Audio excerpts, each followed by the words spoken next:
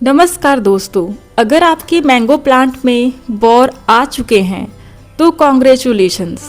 लेकिन यही वो सबसे इम्पॉर्टेंट स्टेज होती है जहाँ थोड़ी सी गलती से सारे फ्लावर्स गिर सकते हैं और फ्रूट नहीं बनेगा। इस वीडियो में मैं आपको बताऊंगी मैंगो में बॉर के बाद क्या करें जिससे कि मैक्सिमम फ्लावर्स फ्रूट में कन्वर्ट हो। पानी देने का सही तरीका। सबसे पहले बात करते हैं वाटरिंग की। बॉर आने के बाद मैंगो प्लांट को ज़्यादा पानी देने की गलती बिल्कुल ना करें। मिट्टी को हल्की मॉइस्ट रखें, सॉगी ना होने दें।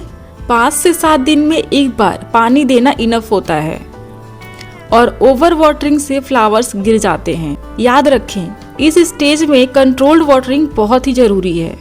अब बात कर लेते हैं बेस्ट फर्टिलाइज़र क्या दें हम, जो फ्रूट सेट के लिए सबसे इम्पोर्टेंट है। आप ये फर्टिलाइज़र दे सकते हैं वर्मी कंपोस्ट, लकड़ी की राख, बनाना पील फर्टिलाइज़र। पोटास देने से फ्लावर्स फ्रूट में कन्वर्ट होने में मदद मिलती है। इस स्टेज में प्लांट को किसी भी टाइप का स्ट्रेस न दें। अगर आपने प्लांट को गमले में लगाया है तो इस टाइम पे रिपोर्टिंग बिल्कुल भी ना करें। हार्ड प्रूनिंग अवॉइड करना है। प्लांट को फुल सनलाइट में रखना है। सनलाइट फ्रूट फॉर्मेशन के लिए बहुत ही इम्पोर्टेंट है, स्पेशली इंडिया जैसे ट्रॉपिकल क्लाइमेट में। फ्लावर्स गिरने से कैसे बचाएं? नेचुरल तरीके से कुछ फ्लावर्स गिरते हैं, ये नॉर्मल है, लेकिन एक्सेसिव फ्लावर ड्रॉप रोकने के लिए आपको नीम ऑयल स्प्रे करना होगा जिससे कि पेस्ट कंट्रोल हो सके। अगर आपके मैंगो प्लांट में बॉर आ चुके हैं तो ये सबसे इम्पॉर्टेंट स्टेज होता है। इस टाइम अगर आप सही मात्रा में पोटास दे देते हैं तो फ्लावर से फ्रूट बनने के चांसेस डबल हो जाते हैं। आज मैं आपको बताऊंगी मैंगो में बॉर के टाइम पोटास देने के फायदे और देने का सही तरीका। तो पहले बात कर लेते हैं पोटास देने के फायदे की। इससे फ्लावर ड्रॉप कम करता है। पोटास से फ्लावर्स स्ट्रॉन्ग होते हैं और जल्दी नहीं गिरते। इससे फ्रूट सेटिंग इम्प्रूव होती है। फ्रूट का साइज, उसकी क्वालिटी बेटर होती है।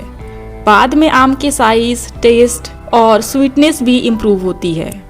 प्लांट की इम्यूनिटी स्ट्रॉन्ग होती है। प्लांट वेदर स्ट्रेस और डिसीज को बेटर हैंडल कर पाता है। हम प्लांट में फर्टिलाइजर देने से पहले एक रिंग शेप का आकार बनाएंगे और प्लांट के चारों ओर एक गोल घेरा बनाकर हल्की सी गुड़ाई करेंगे। रिंग बनाकर खाद देने के फायदे। रूट्स ज्यादातर तने के बिल्कुल पास नहीं बल्कि थोड़ा सा दूर फैली होती हैं।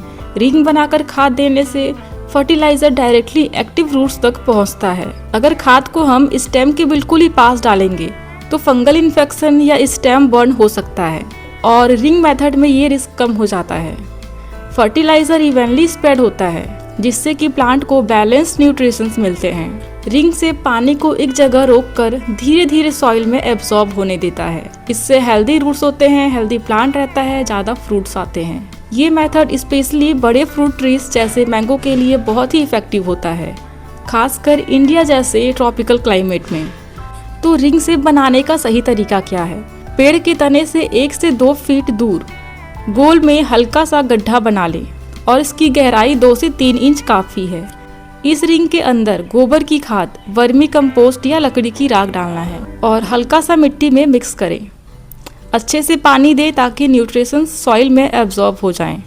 इस रिंग मेथड के बहुत ही पावरफुल बेनिफिट्स हैं। रूट्स को डायरेक्ट न्यूट्रिशंस मिलते हैं, प्लांट की ग्रोथ बहुत फास्ट हो जाती है, फ्लावर्स और फ्रूट्स ज़्यादा बनते हैं, फ्रूट्स ड्रॉप का जो समस्या होता है वो भी कम होता है, प्लांट स्ट्रॉन्ग और हेल्दी बनता है। कुछ इंपॉर्टेंट मिस्टेक्स हैं जो आपको अवॉइड करनी चाहिए। खाद को ट्रंक के बिल्कुल ही पास ना डालें। फ्रेश गोबर की खाद यूज़ नहीं करना है, सिर्फ डिकम्पोज्ड खाद यूज़ करना है। पोटास को ज़्यादा क्वांटिटी में यूज़ नहीं करना है और रिंग बहुत ही ज़्यादा डीप न बनाएं। ये मिस्टेक्स प्लांट को डैमेज कर सकती है। इस मेथड को यूज करने के बाद आप नोटिस करेंगे कि new healthy growth, strong leaves, better flowering और फ्यूचर में ज़्यादा फ्रूट्स। ये मेथड स्पेशली फेब से जुलाई के बीच में बहुत ही इफेक्टिव होता है। तो दोस्तों, अगर आप भी मैंगो प्लांट से ज़्यादा फ्रूट्स चाहते हैं तो रिंग मेथड से गोबर खाद और पोटास जरूर यूज करें। अगर आप अपने मैंगो प्लांट में फास्ट ग्रोथ और ज़्यादा फ्रूट्स चाहते हैं तो गोबर की खाद एक बेस्ट ऑर्गेनिक फर्टिलाइजर है। ये सॉइल को नेचुरली फर्टाइल बनाती है और प्लांट को स्ट्रॉन्ग करती है। गोबर की खाद में नाइट्रोजन होता है, फास्फोरस और पोटेशियम होता है जो प्लांट की ओवरऑल ग्रोथ को इम्प्रूव करता है। हेल्दी प्लांट में फ्लावरिंग और फ्रूटिंग दोनों बेहतर होती है। ये सॉइल की स्ट्रक्चर और उसकी फर्टिलिटी को इम्प्रूव करता है। स्ट्रॉन्ग रूट्स प्लांट को हेल्दी और प्रोडक्टिव बनाता है। इससे प्लांट को कोई डैमेज भी नहीं होता। और सबसे बड़ी चीज़ कि ये 100% ऑर्गेनिक और सेफ फर्टिलाइज़र है। हमेशा पुरानी या सूखी हुई गोबर की खाद यूज़ करें। फ्रेश गोबर हमें यूज़ नहीं करना है। अगर आपने अपना प्लांट पॉट में लगाया है तो स्मॉल पॉट के लिए 1 से 2 मुट्ठी और मीडियम पॉट के लिए 3 से 4 मुट्ठी। अगर आपने बड़े पॉट में लगाया है तो फिर आप इसमें 1 किलो डाल सकते हैं। स्टेम से 3 से 5 इंच दूर मिट्टी में डालें और इसे हल्का सा सॉइल में मिक्स कर दीजिए और बाद में हल्का सा पानी देना है। गोबर की खाद के लिए बेस्ट टाइम होता है फेब से लेके मार्च तक, फ्लावरिंग से पहले या बाद में। हर 25 से 30 दिन में एक बार दे सकते हैं और बोर के टाइम बहुत ज़्यादा मात्रा में नहीं देना है। अब बात करते हैं दूसरी खाद की, लकड़ी की राख। अगर आपका प्लांट ग्रो बैग में लगा हुआ है तो 1 से 2 मुट्ठी लकड़ी की राख लीजिए और प्लांट के स्टेम से 3 से 4 इंच दूर मिट्टी पर डालिए।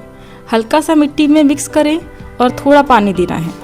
और इसे कब देना है? बोर के टाइम देना सबसे बेस्ट होता है।